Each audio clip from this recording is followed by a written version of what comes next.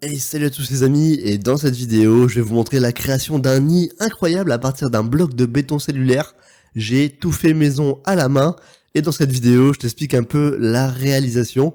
Tu vas voir, c'est un super nid que j'ai fait gigantesque et qui m'est revenu vraiment pas cher pour une espèce de dingue. Donc je te montre tout ça en vidéo, on verra également le déménagement. Alors c'est parti.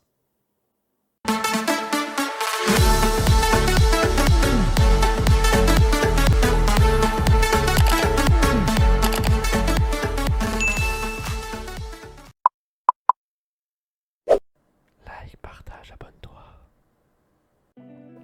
Et rejoins-nous sur Discord. Donc la vidéo commence, je souhaite remercier Préhistorique Ants car il m'a donné plein de conseils et il m'a aidé à faire ce nid. Dans un premier temps, du coup, on va commencer par un bloc de béton cellulaire. Vous le voyez, il est brut, j'ai été l'acheter chez Castorama. On va commencer par définir la taille du nid. Donc là, le but, c'est de faire un nid extensible. Donc ça sera un nid en 4 parties que je pourrais agrandir au fur et à mesure. Donc j'ai décidé de faire quelque chose de très grand, assez grand, histoire de ne pas avoir à changer de nid trop rapidement. Ce sera un nid avec 4 chambres, et je pourrai les ouvrir au fur et à mesure du développement de la colonie. On débutera donc avec une première chambre qui sera humide, une deuxième humide, la troisième on la fera sèche, et une quatrième humide. On commence donc par découper notre béton cellulaire afin d'avoir la taille qu'on souhaite. Mon nid du coup pour information fera 35 cm sur 35 cm. Donc c'est vraiment un nid qui est très très grand et qui normalement devrait suffire à la colonie. C'est une espèce qui fait pas des colonies gigantesques. Donc normalement il devrait suffire pour la colonie, en tout cas je l'espère. C'est plutôt facile à couper, mais il faut quand même du matériel, donc c'est notamment une scie à béton cellulaire. Si vous n'avez pas cette scie, vous allez avoir du mal. C'est quand même, bon, c'est pas extrêmement dur comme matière, mais voilà, il faut quand même donner un peu de force. Donc il faut avoir quand même de l'outillage. J'avais également une scie circulaire ou une scie sauteuse pour le faire, mais je me suis dit qu'avec la scie à main, ça serait moins chiant. Donc j'ai fait avec ça et vous voyez, ça s'est plutôt bien passé. On continue du coup à couper notre nid pour essayer d'avoir la taille qu'on souhaite. Donc là on retire ce dernier morceau qui est un peu en trop et normalement on devrait être pas mal. Voilà donc la taille finale que je veux. Donc c'est assez balèze, ça fait un gros nid balèze, assez imposant et assez grand. Donc voilà, ça fait quelque chose de vraiment cool. On va continuer ensuite par tracer donc notre nid. Donc on va délimiter les chambres et les zones qu'on ne veut pas découper. Parce qu'évidemment je vais laisser les bords pour pouvoir mettre les fixations, pour pouvoir venir y poser les vitres, etc. Donc je ne vais pas tailler partout. Et comme on le voit ici, du coup je délimite mes parties. Tout ce qui est sur l'extérieur déjà ne sera pas impacté. Et ici les lignes que j'ai fait au milieu, c'est pour poser les vitres tout simplement. Pour les zones d'humidité, j'ai tout simplement utilisé des pots de yaourt. Voilà, c'est des pots de yaourt, la laitière, en verre, tout simple, mais qui sont super efficaces. Et on voit ici, donc je délimite la zone de mon pot de yaourt, qui servira du coup de zone d'humidité pour le nid. Donc je fais ça pour 3 chambres. Comme je l'ai dit, je vais faire 3 chambres humides et une sec. Donc on fait ça pour 3 chambres dans le nid. On délimite bien cette zone, et ensuite on va venir percer, donc avec une scie cloche, directement ces petits trous, pour pouvoir y placer nos réserves d'eau par la suite. Donc on le voit, j'en ai laissé bien une pour faire une zone sèche. Et on vient ici donc avec une scie cloche à béton cellulaire. On vient ici percer notre béton cellulaire entièrement pour pouvoir y placer notre réserve d'humidité. Donc voilà, c'est assez facile, c'est une matière qui est assez friable. Donc ça se découpe plutôt bien. Tant qu'on est ici les amis, n'hésitez pas à vous abonner et à liker cette vidéo, ça aide beaucoup au référencement. J'ai pris pas mal de temps à vous tourner les images et à faire le montage, donc n'hésitez pas, ça fait extrêmement plaisir. Ça remercie mon travail et laissez-moi un commentaire avec votre avis, je réponds à tout le monde. Merci à tous ceux qui le feront, en tout cas ça aide beaucoup la chaîne, je vous remercie. Donc on voit, j'ai commencé à creuser juste ici, je vous montrer un peu comment ça faisait pour la zone d'humidité. Donc j'ai bien laissé le trou. Et on va continuer donc comme ça sur tout le nid pour essayer de faire quelque chose de sympa et de joli. Donc on continue à creuser, on creuse au tournevis, hein. Tournevis marteau. On peut y aller également à la Dremel, mais bon c'est plus long et ça abîme pas mal les têtes. Donc moi j'y suis allé au tournevis personnellement, et un petit peu à la perceuse pour faire les trous.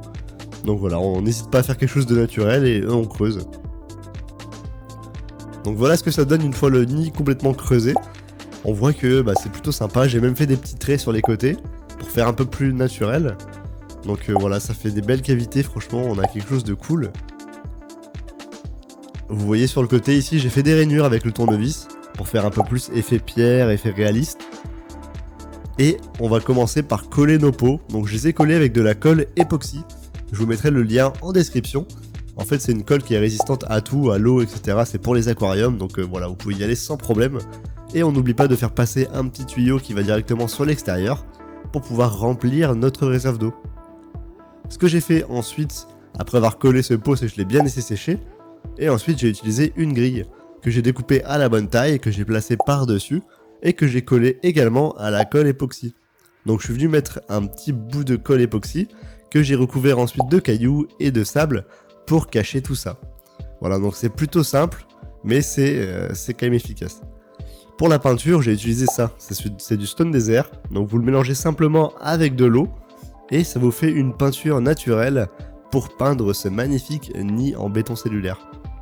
Voilà, donc vous le mélangez avec de l'eau, votre sable, vous le touillez bien avec un pinceau et de l'eau, et vous venez peindre votre nid avec. Donc c'est une peinture un peu couleur marron désert, qui est plutôt jolie.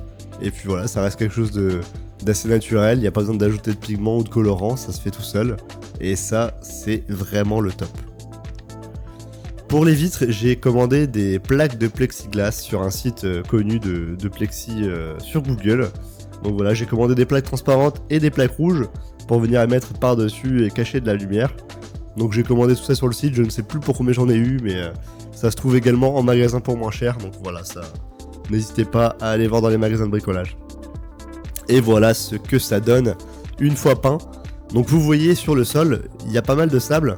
En fait, ce que j'ai fait, la technique que j'ai utilisée, c'est très simple, hein. J'ai mis de la peinture sable avec le pinceau. Et pendant qu'elle était encore humide, j'ai simplement saupoudré de sable le nid. Et comme ça, ça a collé. Et ça a fait cet effet un peu granuleux, cet effet un peu sablé. Et moi, je trouve que c'est vraiment magnifique. Voilà, donc on a quelque chose de super joli et qui coûte vraiment pas cher parce que c'est fait maison. Et puis vous faites vraiment ce que vous voulez. Si vous voulez faire un petit nid, un nid avec des cavités particulières ou autre, tout est possible en fait. Vous faites vraiment ce que vous voulez. Et ça, c'est juste génial parce que vraiment, vous décidez vous-même de ce que vous voulez faire de votre nid. Donc ça, c'est incroyable. On le voit ici, hein, j'ai fait des petites cachettes par-ci par-là. J'ai fait des cavités, des cachettes et pas mal de petits endroits où elles pourront venir se cacher. Là, tout en dessous, c'est tout une cachette. Donc elles pourront venir s'y abriter quand il y aura de la lumière ou quand elles voudront se cacher. On voit également que j'ai mis du sable sur le sol, comme je le disais, et ça rend vraiment joli, hein, ça fait quelque chose de naturel. Donc franchement, j'aime beaucoup, et j'espère qu'elles vont se plaire dans ce magnifique nid. En tout cas, moi, je suis très très content du résultat, et j'espère que ça va aller pour elles. Donc c'est un setup à faire avec une grande espèce, hein, parce que les vitres, elles ne sont pas plaquées. Il y a des petits jours avec les vitres. Donc ne pas faire avec les petites espèces, hein, du genre les Crématogaster ou autres. C'est vraiment à faire avec des espèces assez grandes, des Myrmecia, des Neoponera, des choses comme ça. Donc voilà, en tout cas voilà, moi j'aime beaucoup. Je sais pas ce que vous en pensez, laissez-moi un petit commentaire avec votre avis. Bon, ce n'est pas fini, hein, ne quittez pas la vidéo tout de suite, on va pas procéder à l'installation des vitres, au déménagement de l'espèce à l'intérieur également. Et je vous referai également 2-3 plans à la fin pour vous montrer le résultat avec l'espèce à l'intérieur. On voit, hein, les petites crevasses que j'ai fait sur les côtés, ça change vraiment tout le design, ça fait vraiment une espèce de grosse pierre. On dirait plus du tout que c'est un bloc de béton cellulaire. Pour le savoir, faudra regarder en dessous, parce qu'en dessous je n'ai pas peint, donc en dessous ça se voit. Mais vu comme ça, franchement, on dirait plus du tout que c'était du béton cellulaire. Ça fait vraiment un effet de pierre, donc c'est juste génial. Franchement, c'est trop cool. On voit ici les zones d'humidité, donc qui sont décorées avec des petits cailloux. Ça fait plutôt sympa parce qu'on dirait pas du tout qu'il y a de la colle et ça fait génial. Donc c'est des cailloux que j'ai trouvé simplement dehors, hein, en nature, que j'ai lavé, etc. Donc voilà, rien de bien fou, je les ai pas achetés, je les ai trouvés dehors. Ici on va procéder du coup au trou pour mettre les fixations donc pour nos vitres. Donc j'utilise un forêt, j'ai mis un petit bout de scotch comme vous le voyez. Ça me permet en fait de ne pas aller trop loin quand je visse, pour éviter de faire un trou qui sera beaucoup trop grand par rapport à la vis que je vais mettre. Donc voilà, j'ai fait ce petit repère avec le scotch pour éviter de descendre trop.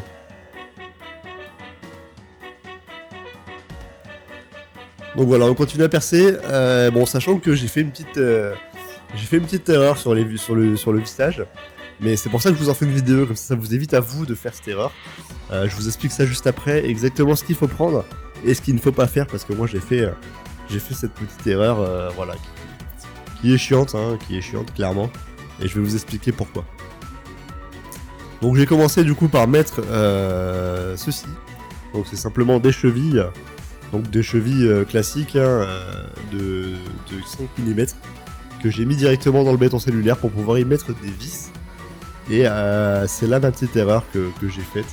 Je vous montrerai ça juste après, comme ça vous évite de la faire. Et comme ça, ça vous fait quelque chose de propre dès le début, parce que moi, ça n'a pas été le cas.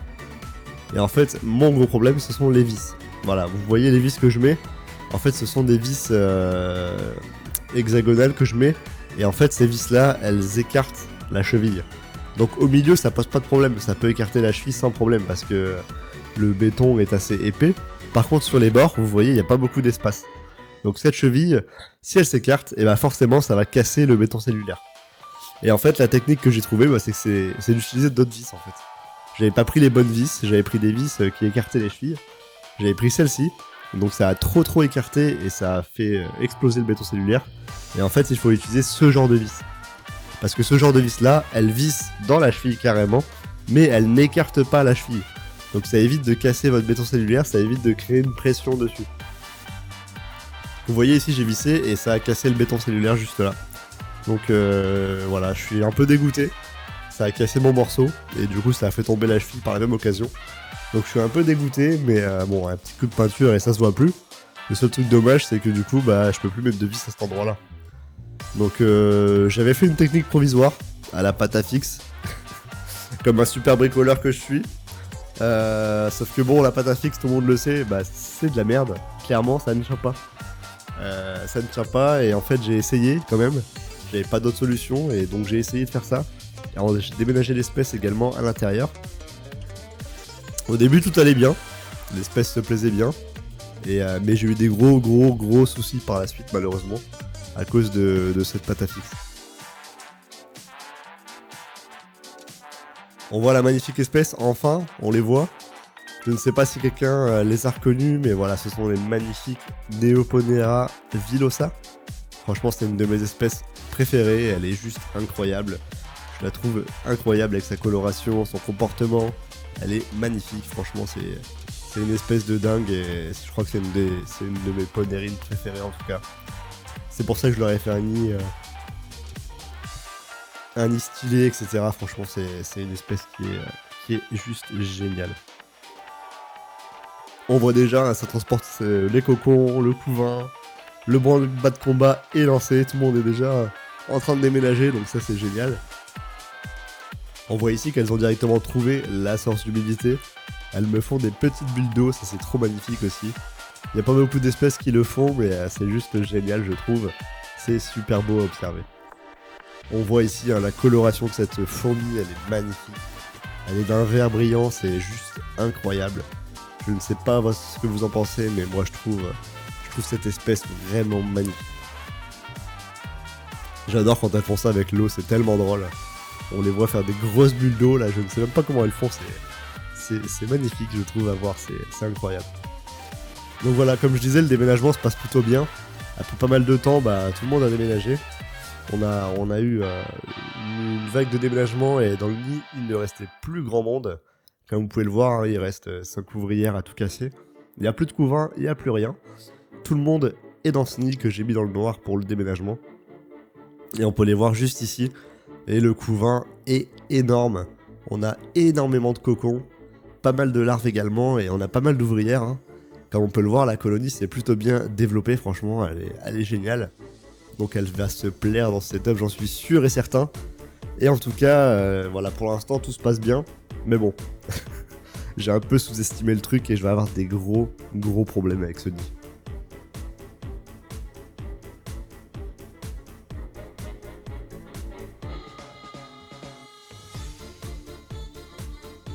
On voit déjà, hein, la pâte à fixe, ça tient pas du tout, ça se décolle déjà sur le bas.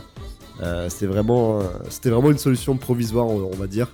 Sauf que j'aurais pas dû mettre d'espèces dedans avant de régler ce problème-là. Et en fait, ça va me causer des évasions, des gros problèmes avec ce nid.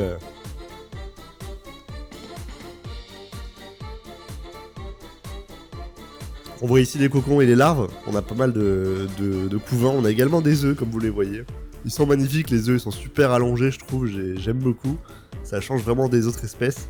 Et pareil, les cocons ici, bah, on est blindé de cocons. Hein. On devrait avoir énormément de naissances dans les jours à venir. Donc voilà, c'est génial. C'est génial. Franchement, voilà, cette espèce pour moi. Voici la reine ici, qu'on voit juste ici à l'écran, qui est pas beaucoup plus grande que les autres. Voilà le drame. Et oui les gars, j'ai mis de l'huile de paraffine dans ma baignoire parce que là j'ai des évasions de partout dans le nid. Il faut absolument que je trouve une solution. Toutes mes Neoponera sont en train de se faire la malle. Il faut vraiment que je trouve une solution pour le nid parce que la pâte à fixe, bah évidemment ça n'a pas tenu. Comme vous le voyez, bah il n'y a plus rien qui tient, la vitre ne tient plus du tout. Et j'ai beaucoup de fourmis qui se sont évadées dans ma pièce. C'est quand même des Neoponera villosa, c'est pas une Cambonotus, c'est quand même une espèce qui pique. Donc voilà, faut faire très attention. Et les évasions, bah, elles peuvent être dangereuses, hein, donc voilà, faut vite remédier à ça. Et donc on va déménager tout le monde à la pince, histoire de réparer cette vitre et de trouver une solution pour éviter qu'elle se sauve. Parce que voilà, c'est une espèce qui est quand même assez agressive et assez dangereuse, donc voilà, faut faire très attention.